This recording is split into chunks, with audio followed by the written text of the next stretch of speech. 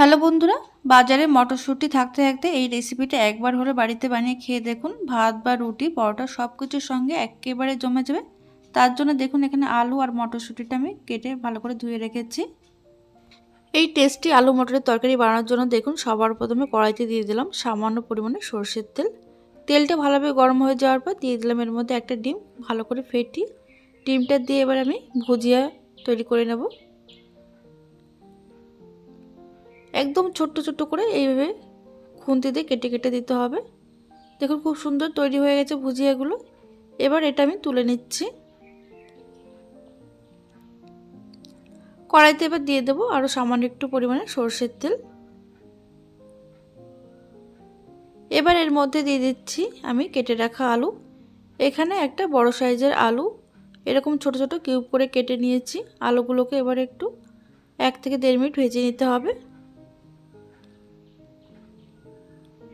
এর মধ্যে দিয়ে দিচ্ছি আমি সামান্য পরিমাণে নুন, আর দিয়ে দেব সামান্য পরিমাণে হলুদ।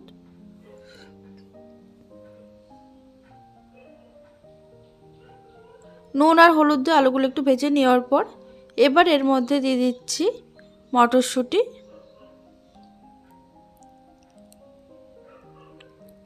মটরশুঁটি দিয়ে আরও 1 মিনিট আমি ভেজে নেব।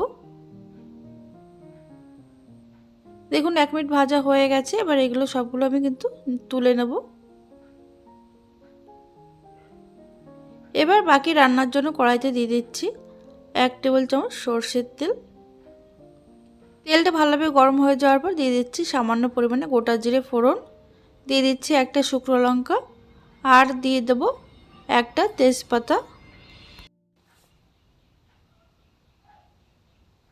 ফোড়নটা এবার 10 সেকেন্ড একটু নাড়াচাড়া করে নেওয়ার পর এর থেকে যখন সুন্দর গন্ধ বের হবে তখন এর মধ্যে দিয়ে দিচ্ছি আমি একটা বড় সাইজের পেঁয়াজ কুচি। পেঁয়াজ কিন্তু একদম ছোট ছোট কুচি করে কেটে নিয়ে দিচ্ছি। পেঁয়াজগুলো এবার একটু 1 থেকে 1.5 মিনিট কিন্তু ভেজে নিতে হবে।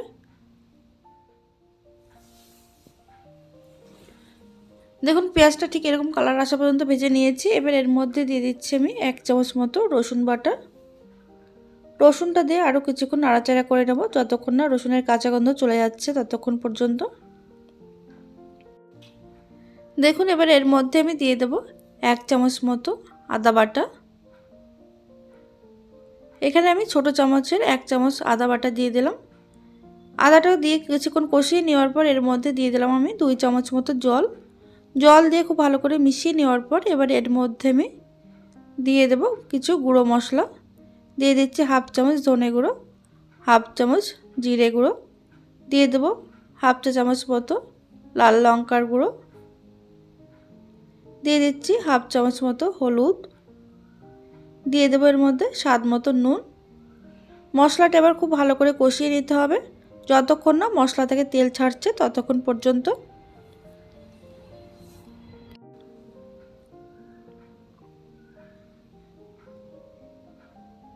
2 থেকে 3 মিনিট মশলাটা খুব ভালো করে কষিয়ে নিয়েছি। দেখুন মশলা থেকে তেল ছেড়ে দিয়েছে। এবার এই মশলার মধ্যে দিয়ে দিলাম আমি একটা মিডিয়াম সাইজের টমেটো বাটা। টমেটো বাটা দিয়ে একদম লো টু মিডিয়াম আছে কিছুক্ষণ এটা কষিয়ে নিতে হবে যতক্ষণ না পুরোপুরি তেল ছাড়ছে। এটা হতে হতে অন্যদিকে দেখুন এদিকে আমি একটা হামানদিস্তাতে 3 চামচ মতো কাঁচা মটরশুঁটি নিয়ে এইভাবে আধ ভাঙা করে একটু থেতো করে নিচ্ছি। এটা কিন্তু মিক্সিতে আপনারা একবার ঘুরিয়েও নিতে পারেন। দেখুন এইভাবে আধ ভাঙা করে নিয়েছি আর এদিকে কিন্তু মশলাটা ভালোভাবে কষানো হয়ে গেছে, তেলও ছেড়ে দিয়েছে। এবার এই থেতো করা মটরশুঁটিটা এর মধ্যে দিয়ে দিলাম। এইভাবে যদি মশলার সঙ্গে আধ ভাঙা করে এইভাবে যদি মটরশুঁটিটা যদি কষিয়ে দেওয়া হয় এর তরকারির টেস্টটা কিন্তু দারুণ হয় আর খেতেও কিন্তু ভীষণ ভালো লাগে। দেখুন মটরশুঁটিটা দিয়ে কিন্তু কিছুক্ষণ কষিয়ে নিয়েছি, খুব সুন্দর কষানো হয়ে গেছে। এবার এর মধ্যে আমি দিয়ে দিচ্ছি ভিজিয়ে রাখা আলু মটর। এবার এই মশলার সঙ্গে খুব ভালো করে মিশিয়ে নিতে হবে। মিশিয়ে 1 থেকে 1.5 মিনিট কিন্তু খুব ভালো করে কষিয়ে নেব আমি। ভালোভাবে কষিয়ে নেওয়ার পর এবার এর মধ্যে দেখুন দিয়ে দিলাম চেরা কাঁচা লঙ্কা 3টে।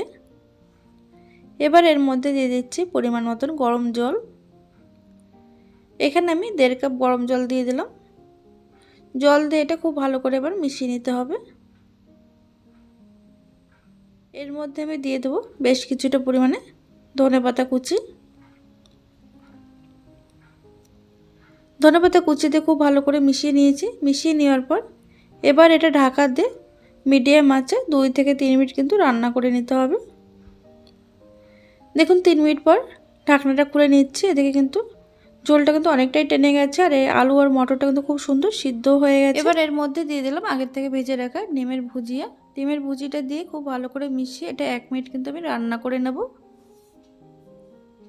1 মিনিট রান্না করে নেওয়ার পর এর মধ্যে আমি সব শেষে দিয়ে দেব গরম মশলার গুঁড়ো সামান্য পরিমাণে। গরম মশলার গুঁড়ো দিয়ে খুব ভালো করে মিশিয়ে গ্যাসটা কিন্তু অফ করে দিতে হবে। একদম রেডি হয়ে গেছে মটর আলুর তরকারি। তাহলে বন্ধুরা আজকের এই রেসিপি ভালো লাগলে লাইক কমেন্ট শেয়ার করতে ভুলবেন না। চ্যানেলকে সাবস্ক্রাইব করে পাশে থাকবেন। ধন্যবাদ।